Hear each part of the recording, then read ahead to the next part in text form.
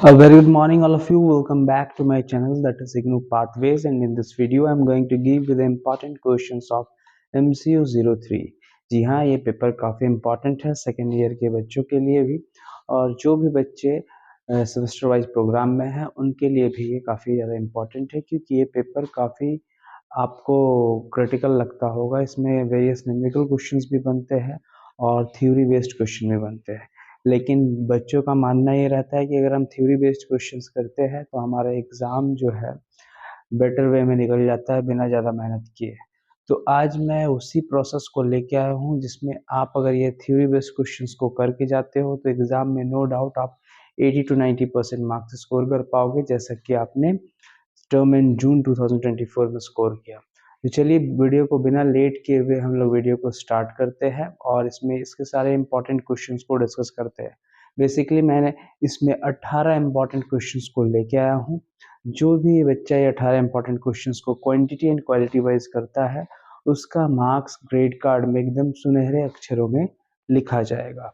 और हाँ, एक इम्पॉर्टेंट नोट, जो भी बच्चों को ये इसके पीडीएफ चाहिए उसे दिए गए व्हाट्सएप नंबर पर, या किसी भी सब्जेक्ट के लिए आपको अगर पीडीएफ चाहिए तो जो दिया गया नंबर हमारा है व्हाट्सएप पे, उसी नंबर पे आपको हमें मैसेज करना है, और मैसेज करते ही आपको जो है ये पीडीएफ आप तक प्रोवाइड कर दी जाएगी एक छोटे से नॉमिनल से अमाउंट के बाद।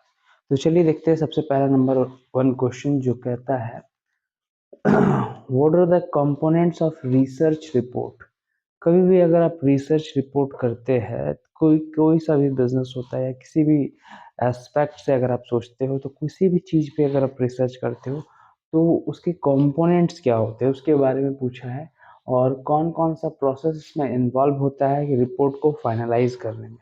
तो देखिए इसके सारे आंसर्स मैंने रेडी किए हैं। तो सबसे पहले नंबर क्वेश्चन का आंसर हम लोग देखते हैं, जिसमें देखिए क्या है components of a research report. A research report consists of several components designed to present finding in structure, logical, comprehensive manner। एक लॉजिकल वे में सोचना है, एक कॉम्प्रिहेंसिव एक क्रोनोलॉजिकल ऑर्डर को मेंटेन करना है, जिसमें सबसे पहले टाइटल पेज होगा, जिस बारे में रिसर्च कर रहे हैं उसका टाइटल, ऑथर का name, affiliation and its date. इसके बाद देखिए एब्स्ट्रैक्ट करेंगे इसको, a brief summary of the entire report. जो भी आपको जिस बारे में भी आप रिसर्च कर रहे हो उसका ब्रीफ आपको देना होगा, इंक्लूडिंग द रिसर्च प्रॉब्लम, और इस दौरान आपको क्या क्या प्रॉब्लम फेस करना पड़ा उसको मेंशन करते हुए इसके methodology and findings and conclusion को आपको लिखना है।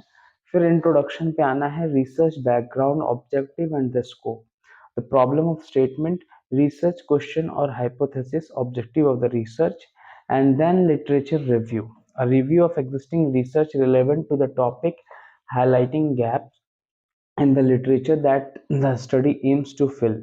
This section shows how the current study aligns with or diverges the previous research। मतलब देखिए इसको पार्ट वाइज में कंपोनेंट्स अगर इसका डिस्कस करना है, introduction, literature review, methodology and results and discussion. So देखिए ये सारे आंसर्स मैंने रेडी किए हुए हैं रेफरेंसेस के साथ। तो बेसिकली ये जो पहला क्वेश्चन है ये काफ़ी इम्पोर्टेंट बनता है, इसे एकदम बिल्कुल करके जाइएगा। सेकंड क्वेश्चन पे आते हैं। सेकंड क्वेश्चन कहता है explain the ethical issues involve in business research. कुछ एथिकल इश्यूज क्रिएट होता है, उस एथिकल इश्यूज को कैसे हम बिजनेस रिसर्च में जो इश्यूज है उसको किस तरह से हम सॉर्ट आउट कर सकते हैं, और how do you handle ethical dilemma during your research, और किस तरीके से आप इसको एक बेटर वे में सही कर सकते हो। इसके भी आंसर्स मैंने रेडी किए हैं। ये भी आंसर्स आपको आराम से देखने को मिल सकते हैं। ये देखिए question number 2, ethical issues in business research revolve around the principles of honesty, integrity and research for participants. देखिए जो भी ईमानदारी आपके अंदर है, जो भी इंटीग्रिटी आपके अंदर है, और उसके जो पार्टिसिपेंट्स जिसके रिस्पेक्ट में आप ये कर रहे हो वो सारी चीज़ें, उसके कंसेंट, उसके कॉन्फिडेंशियलिटी एंड प्राइवेसी को देखते हुए आपको मेंटेन करना है। ठीक है। क्वेश्चन नंबर सेकंड के बाद थर्ड नंबर देखिए क्वेश्चन कहता है कि how should result be interpreted and present in a research study. इस तरीके से रिजल्ट को आप इंटरप्रेट करोगे और प्रेजेंट करोगे जो भी रिसर्च आपने करा है। इंडेक्स नंबर क्या होता है, ये थोड़ा लॉजिकल टाइप का क्वेश्चन बनता है, और ये न्यूमेरिकल बेस्ड क्वेश्चंस इससे काफ़ी आते हैं इंडेक्स नंबर से, लेकिन हाँ, बच्चों के लिए एक वे छोड़ा रहता है एग्जामिनर, वो है कि थ्योरी बेस्ड क्वेश्चन। तो इंडेक्स नंबर क्या है, उसके कंस्ट्रक्शन के प्रोसेस, उसके टाइप्स को भी आपको कर लेना है। इसके बाद है 5 नंबर में आपका describe the various scaling techniques used in research. कौन कौन सा टेक्निक का इस्तेमाल किया गया है रिसर्च में, उसको बताना है। And provide examples where you scale would be applicable. ठीक है। फिर question number 6, discuss the importance of reliability and validity in measurement and how do you assess them in a survey। किस तरीके से आप उसको assess करते हो कभी भी सर्वे करते हो तो। क्वेश्चन नंबर 7 देखिए, जो कि हम है जो सबसे इम्पोर्टेंट क्वेश्चन में से एक है, ची स्क्वायर टेस्ट क्या होता है, इसकी सिग्निफिकेंस क्या है और किस तरीके से ये बिजनेस रिसर्च में आप इसको एक एग्जांपल के तौर पे आप लिख सकते हो। टाइम सीरीज एनालिसिस क्या होता है, उसको कैसे फोरकास्ट कर सकते हो ट्रेंड के साथ। फिर analysis of variance and provide a relevant example, question number 9 ये कह रहा है। क्वेश्चन नंबर 10 देखिए, सेंट्रल टेंडेंसी का क्वेश्चन है, जो कि मीन मीडियन मोड, जो कि आप 10th क्लास से पढ़ते आ रहे हो। तो ये क्वेश्चन बच्चों ये साधारण सा क्वेश्चन बनता है और इसी क्वेश्चन को आप सबसे पहले करने का कोशिश कीजिएगा। ये क्वेश्चन 110% आपको एग्जाम में देखने को मिलेगा। ये जो 18 क्वेश्चंस मैं आपके लिए लेके आया हूँ, ये बहुत ही ज़्यादा सेलेक्टेड है और बहुत ही ज़्यादा इम्पोर्टेंट है।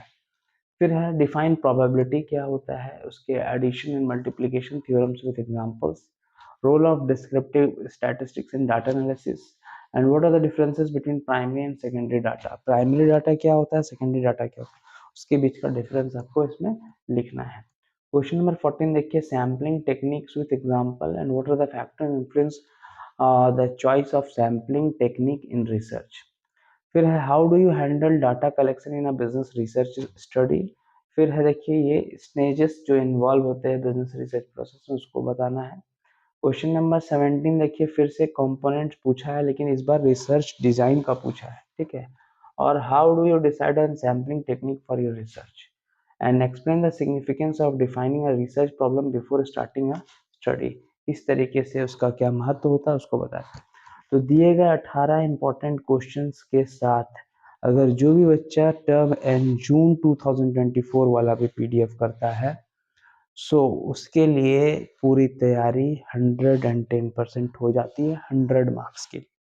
मेरा बताया गया वीडियो जो टर्म एंड जून 2024 में है, उसे देखना ना भूलिएगा और ये 18 इंपॉर्टेंट क्वेश्चंस को साथ में कर लीजिएगा। ये भी कुछ पार्ट उसका भी है और कुछ पार्ट जो है बहुत ही इम्पोर्टेंट ऐड करा गया है और बहुत ही रिसर्च तरीके से इसे देखा गया है।